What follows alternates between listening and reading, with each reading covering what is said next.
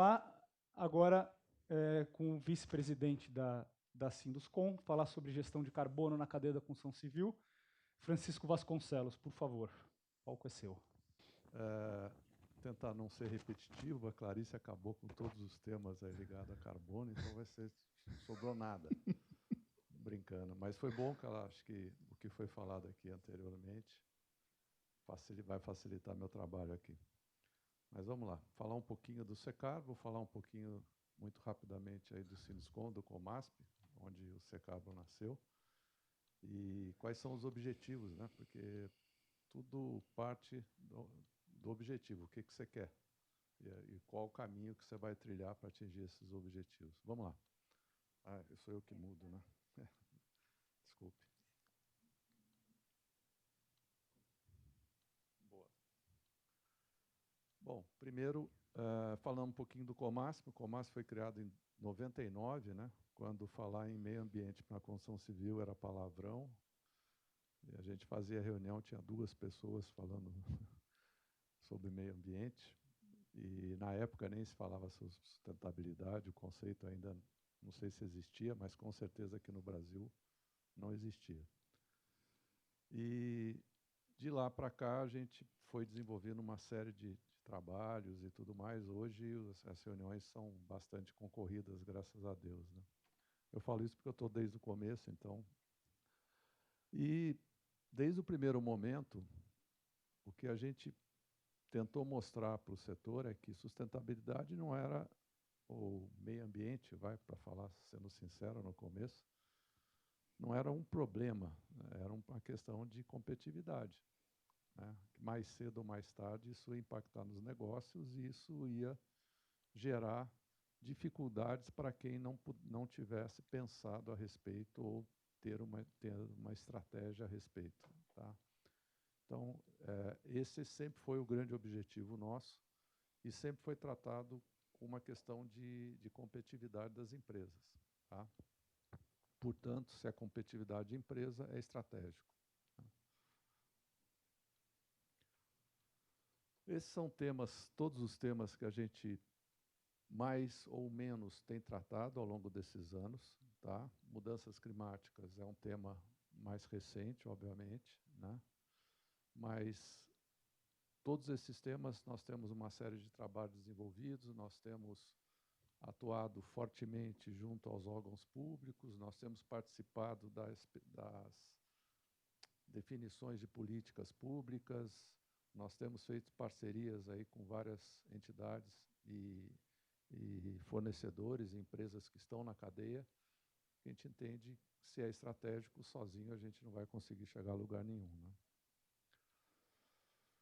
Aqui, acho que a maioria de vocês já sabe, mas no Fórum Mundial de 11 de 3, agora recente, nós tivemos aí 70 países, né?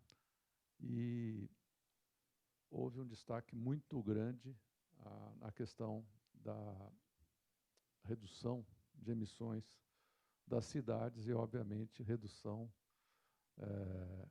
das emissões nas construções, até porque cidade é feito de construção, né?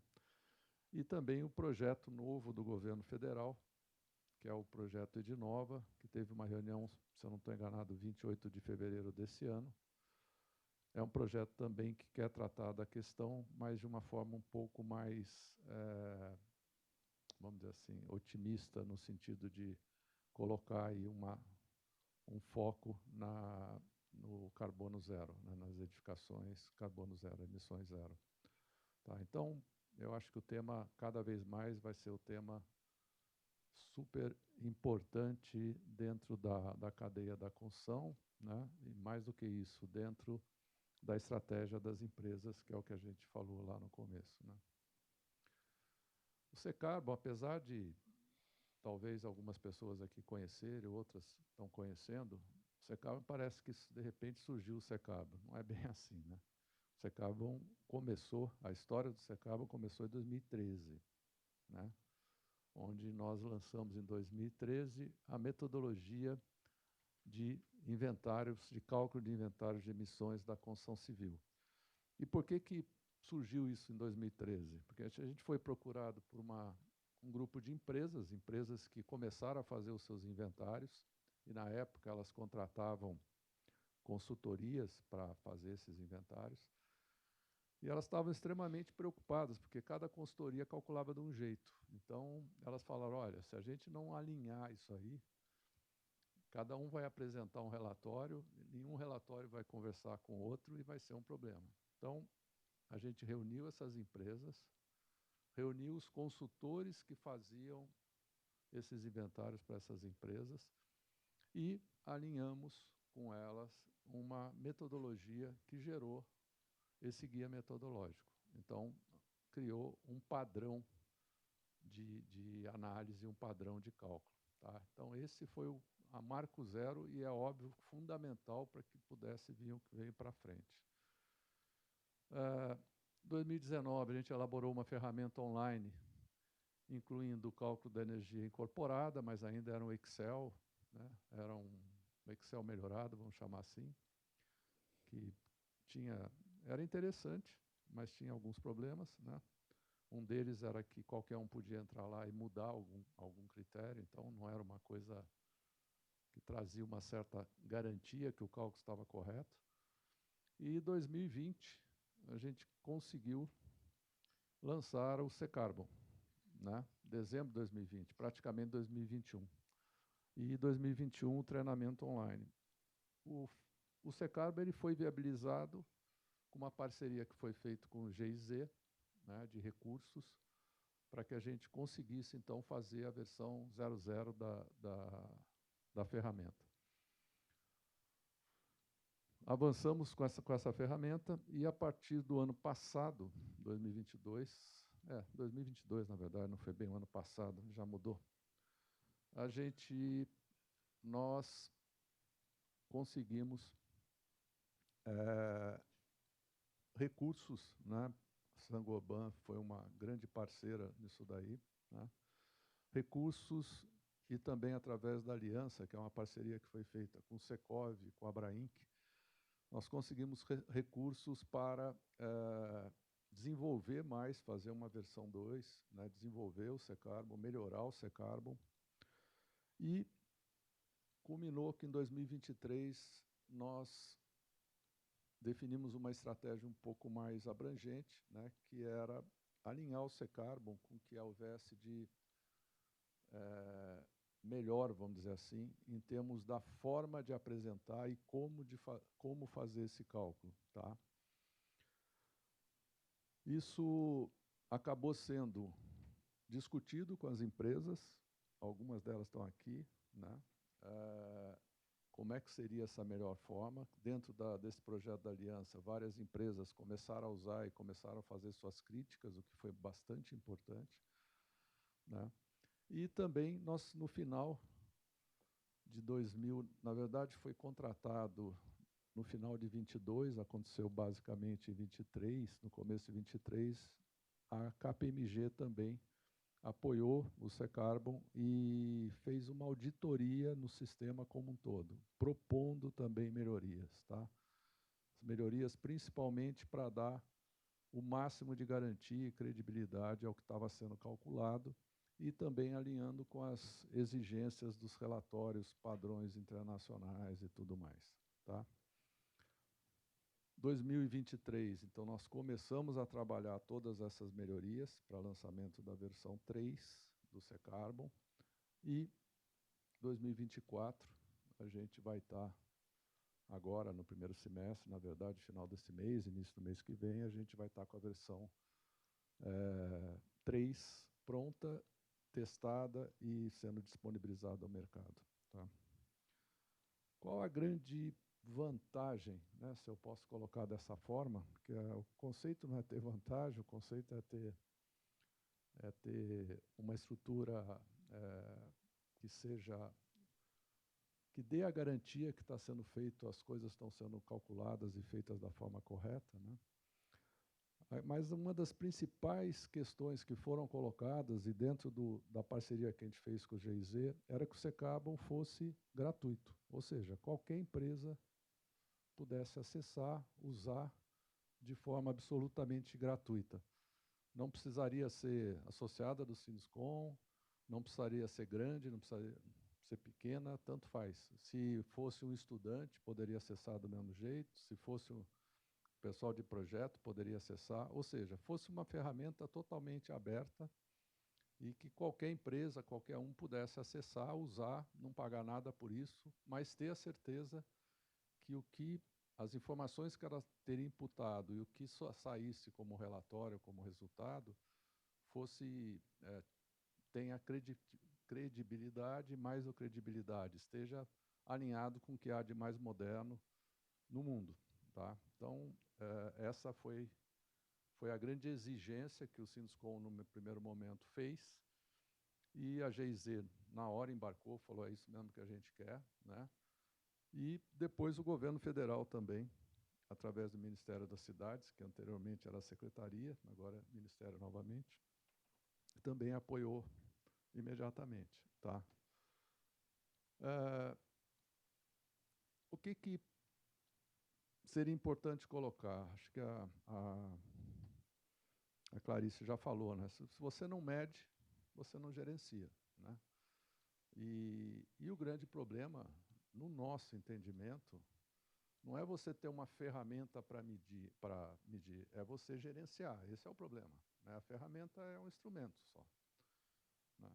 Então, o desenvolvimento da ferramenta, a oportunidade que a gente teve, com o apoio da Sangoban, com o apoio da própria KPMG, com o apoio do Secov Abraim, que na questão da aliança, e das empresas que estão associadas à aliança e que investiram recursos na aliança, é exatamente cumprindo esse papel de oferecer uma ferramenta gratuita que as empresas possam gerenciar as suas emissões. A partir disso, a partir dos dados que esses relatórios oferecem, ela passa, então, a ter condições de gerenciar. Tá?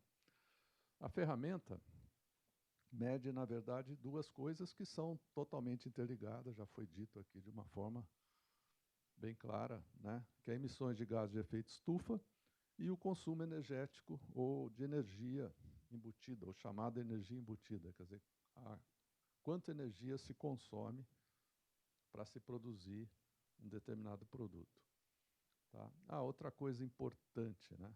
É claro que a ferramenta ela foi pensada inicialmente para a parte de edificações, para o setor imobiliário, mas hoje ela não se limita ao setor imobiliário. Tá? Claro que outros setores vão ter que fazer algum tipo de adaptação em alguma coisa, mas ela não se limita mais ao setor imobiliário, que também é uma vantagem. Né? Por que usar? Eu acho que não precisa falar muito sobre isso, né?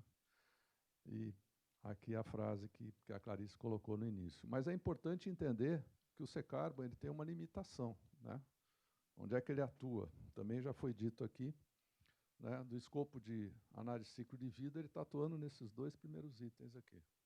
Tá? Produto e construção. Ele não entra aqui. Claro que a decisão aqui impacta diretamente, óbvio, mas ele não entra nesse cálculo daqui para frente. Tá? Isso é importante aqui deixar bem claro. Da mesma forma como foi citado aqui o SIDAC é absolutamente complementar ao Secarbo, assim como o Secarbo é complementar ao SIDAC. Né? Eles trabalham em conjunto e os dados do SIDAC são fundamentais para simplificar a obtenção dos dados pelo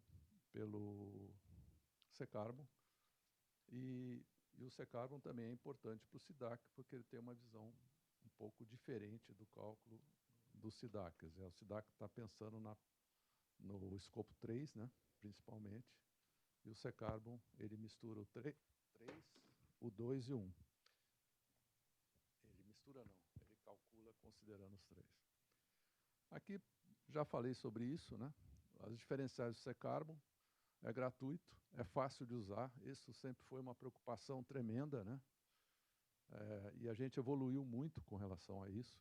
Né? O primeiro versão inicial era bem mais complicada e a coisa foi simplificando, porque não adianta ser gratuito, mas se é complicado, tem que contratar um PhD para poder usar, não adianta nada, né? A empresa pequena vai ter a mesma dificuldade, né?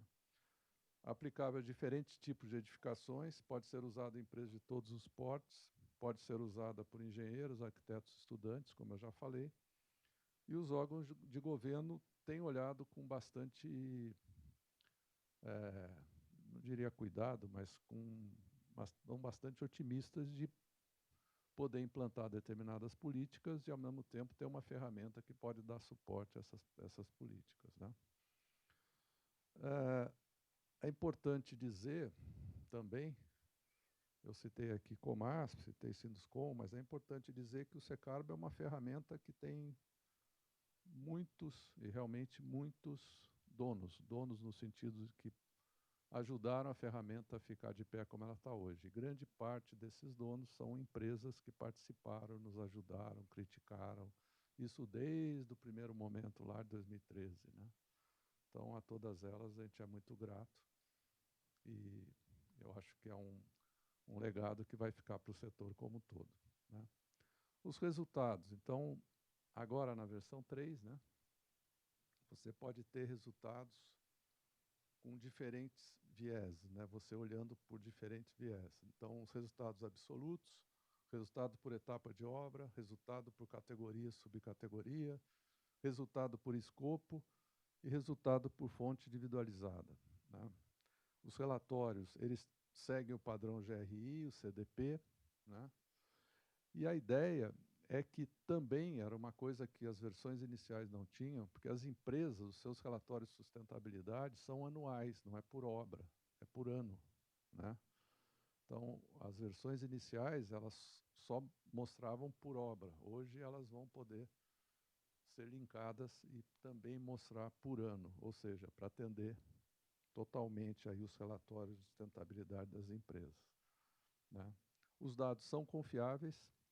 A KPMG, a ideia é que todo ano ela faça uma análise do material e, se tiver alguma mudança, para que crie essa confiabilidade, ela nos indique.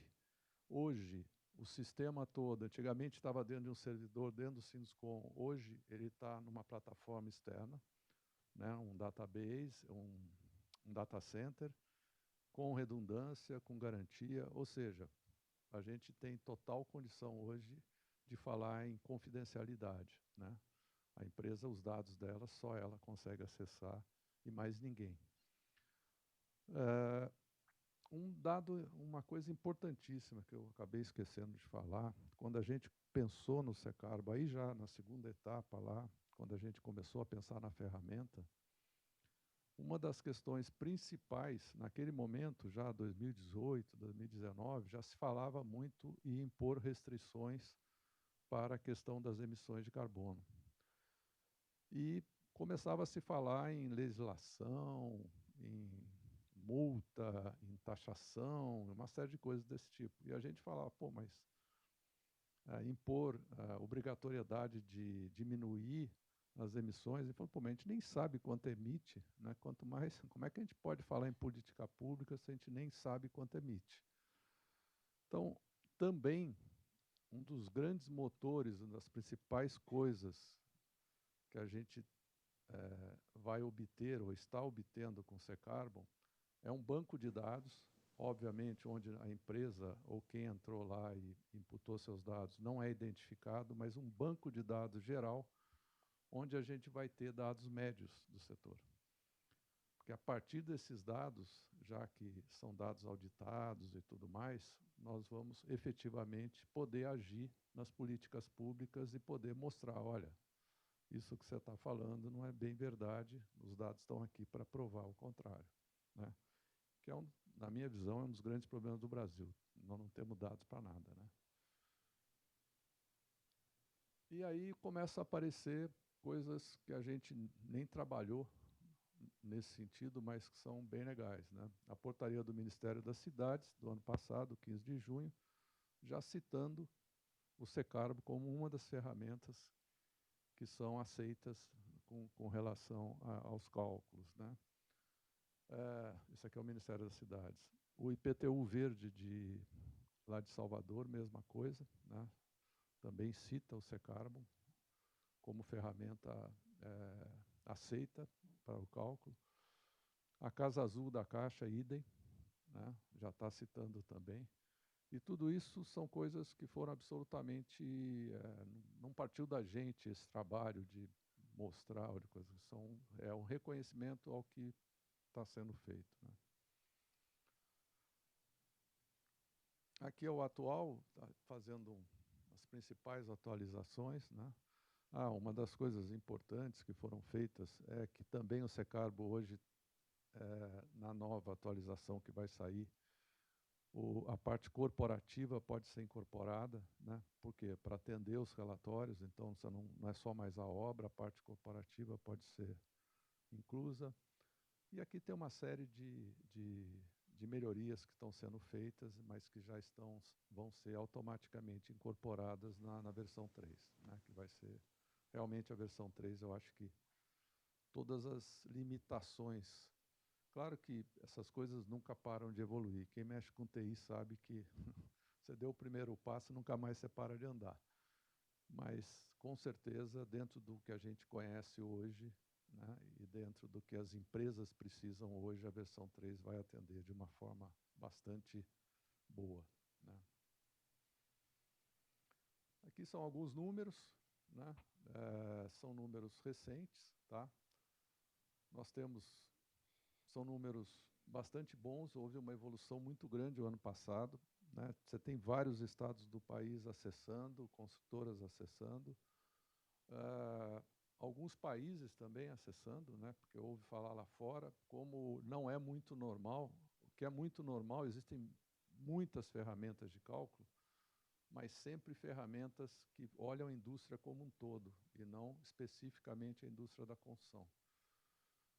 A gente sabe que tem mais 2 softwares que estão trabalhando na indústria, especificamente na indústria da construção lá fora, né? E a gente é um dos poucos que fez esse caminho, que é muito interessante, pelo impacto que a indústria da construção tem, né? E, ao mesmo tempo, porque a gente consegue ter uma coisa muito adaptada à nossa realidade aqui, o que é muito importante também. Então, mas tem vários países aí que estão acessando, tentando entender a ferramenta, porque a GIZ divulga bastante lá fora, e por algum contato de brasileiros lá fora e tal, você vê que tem aí alguns países utilizando também, né? Bom,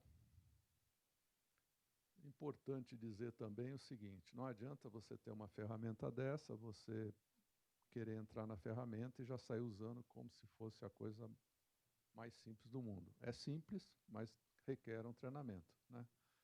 Então, não só